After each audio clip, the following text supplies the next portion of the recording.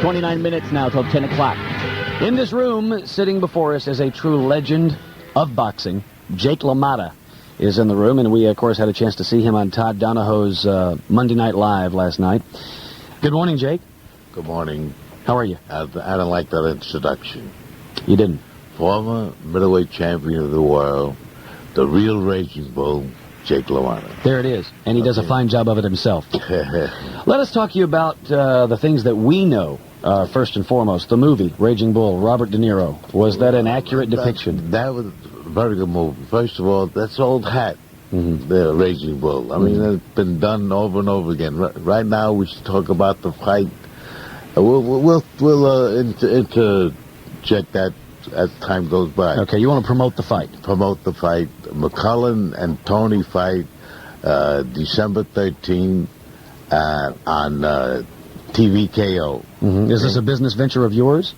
No, I'm helping them promote the middleweight championship fight, and this is going to be the middleweight championship fight of the 90s. Like the 80s were with Marvin Hagler, Tommy Hearns, and Sugar Ray Leonard and Roberto Duran. That were in the 80s. Now the 90s come back with these two guys fighting for the championship, and it's going to be the fight that's going to be established in the 90s. Now these two fighters you're talking about, are they both undefeated? Well, they have a very good record. And one guy, they both lost one fight apiece. McCullen is a very experienced, good fighter, great fighter. And this other guy is going to remind you of Marvin Hagler, Tony. His name is James Tony, right? And the winner of this fight is going to really be established as a middleweight championship, as a middleweight champ. You traveling around a lot to promote this fight? Going all over the place? A few different places. Yeah, we were up in San Diego last time, and here and now we're going to go to Reno. We're going to Reno, and then we're going to end up in New York City. We haven't seen much of you around. I've been around. Have you? Yeah, sure. What you been doing? I've been I'm in show business, and I do stand-up comedy. You still doing that? Yeah, I'm doing it, yeah. How's that going? But that just remind me, besides saying up personal appearance and things like that, but I heard you on the radio trying to imitate me. Oh, you did a lousy job. Was it you or him? It was him. It was him. Hey, he did it. I had nothing to do with it. I was just sitting there watching him do it. You must got to remember that Rocky Graziano was my diction teacher. He gave me electrocution lesson. He said to me, Jake, he says, if I didn't talk like this, he said, I'll be broke. And tell us this. But Rocky was a great guy. Matter of fact, we were kids together on the Lower East Side of New York City. Then later on in life, we retired, and we lived on the same block now. He died, unfortunately, about a year and a half ago.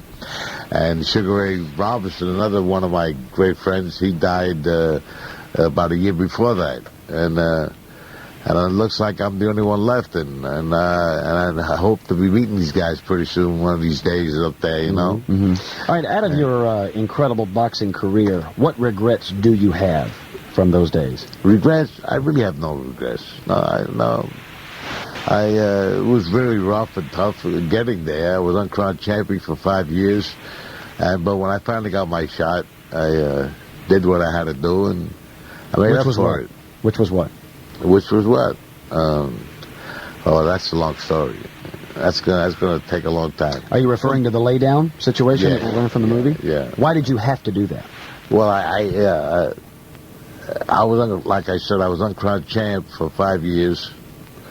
Nobody wanted to fight me. I had nobody behind me like the mob at that time. Today it's comparatively clean, the sports. But at that time, there was the elements was pretty bad. It was pretty bad.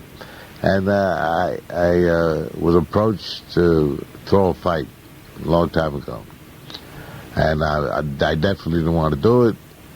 but they guaranteed me a shot for the middleweight title. And this all was hashed out in front of the Keith Offer Committee many years ago. You're too young to remember. It was a long time ago.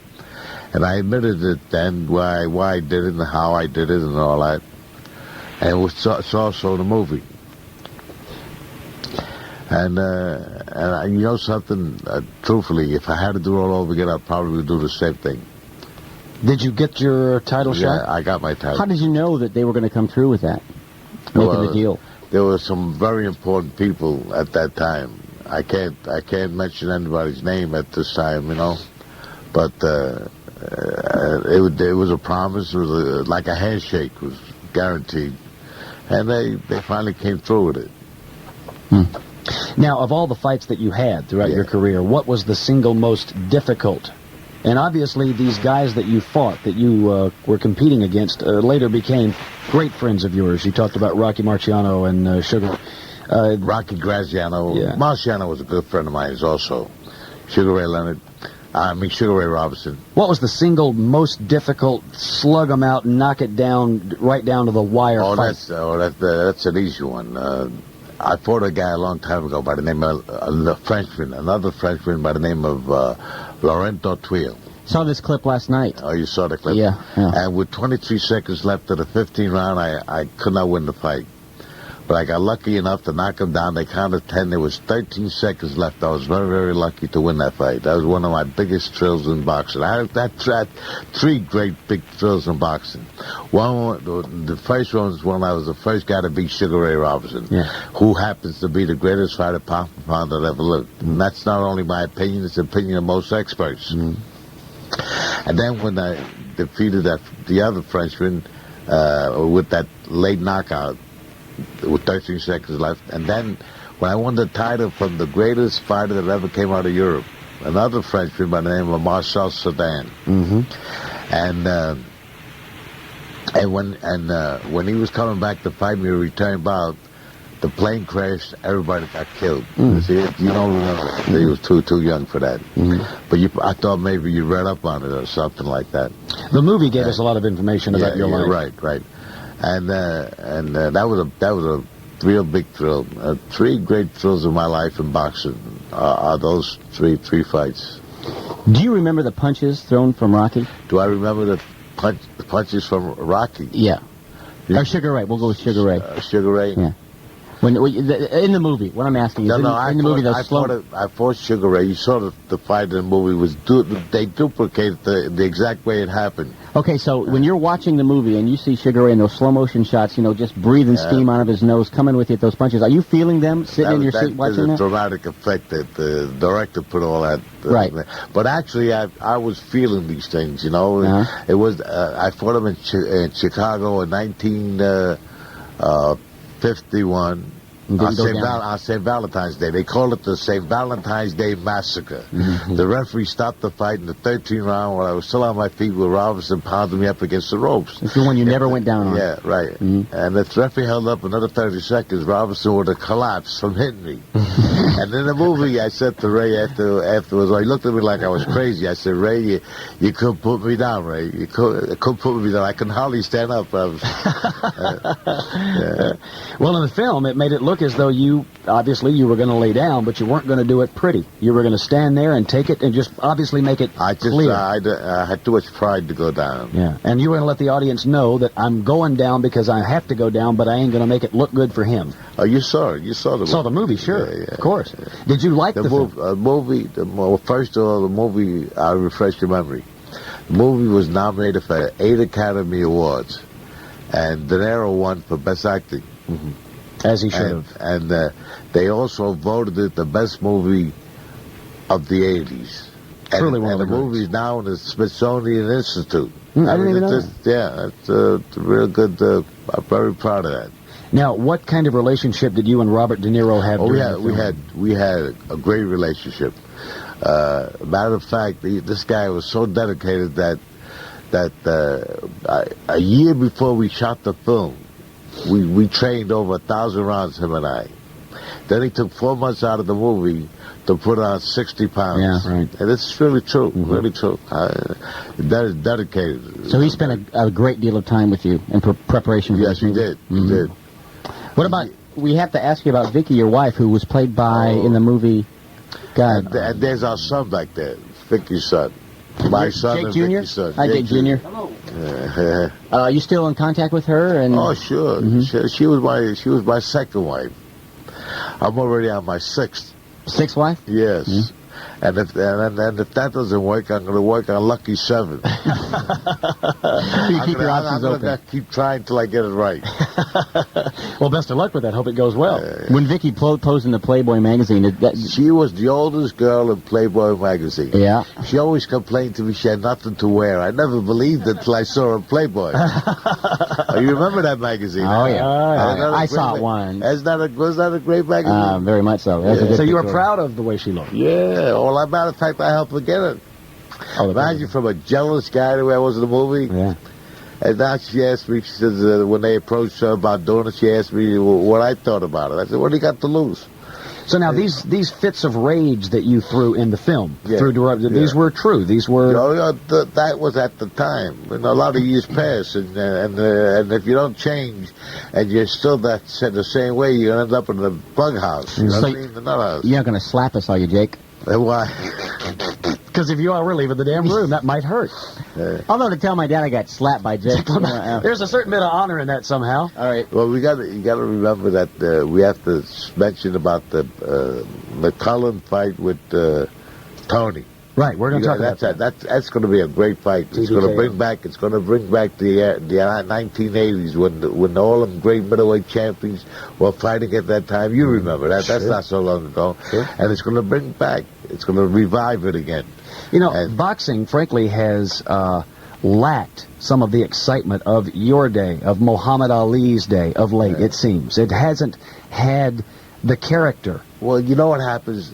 Every once in a while there's a lull. But then all of a sudden somebody comes along, like these two middleweights that they're going to fight December 13th in Atlantic City, and it's going to be on TVKO. You ever watch that TVKO? It's no, I don't think so. Pay per view. Is that, that's not Don King's thing, is it? No. But very surprised because it's very, very big. It's getting bigger all the time. It's they pay a certain amount of money to watch it. They phone it into your house, and you can have, I don't know, whatever the price is, $20, $25, whatever it is. Invite 5 or 6, 7 people, to share, and you watch the fight right in front of you. And great. It's great viewing. I'm surprised you never saw it. No. Yeah, it's one of those things. I guess we'll plug into it for this one, though, huh? We don't get paid enough to, spend money on TV. Right, we can't do that. We have to say goodbye to you, but before we do, you have to give us the information on the fight again. Promote that again. Yes, on TVKO. And it's going to be December 13th.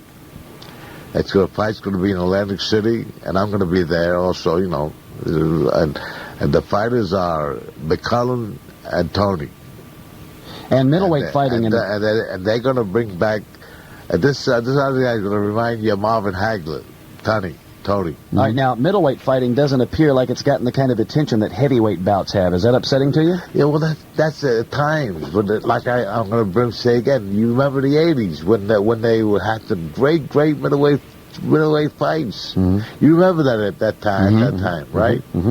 And now it's going to do the same thing in the 90s with these two guys. They're going to put up a great fight. I know they are, because the styles are great. They have a great record, and they only had one loss each. Each had one loss, and they're very exciting fighters. Is there any fighters fighting today, and you don't have to mention any names, that are being paid off, or that anything? No, these things don't happen. It's not happening today. There's things in the past. Because of TV, they're going to keep this thing very, very clean. One little scandal and forget about it. That's the way it should be, though. I mean, you step in there, you're capable of knocking out at that point anybody, and you have to lay down to get your heavyweight shot, which is not the way it should be. You should be able to, if you are the best fighter available, you should be crowned the king and stay the king.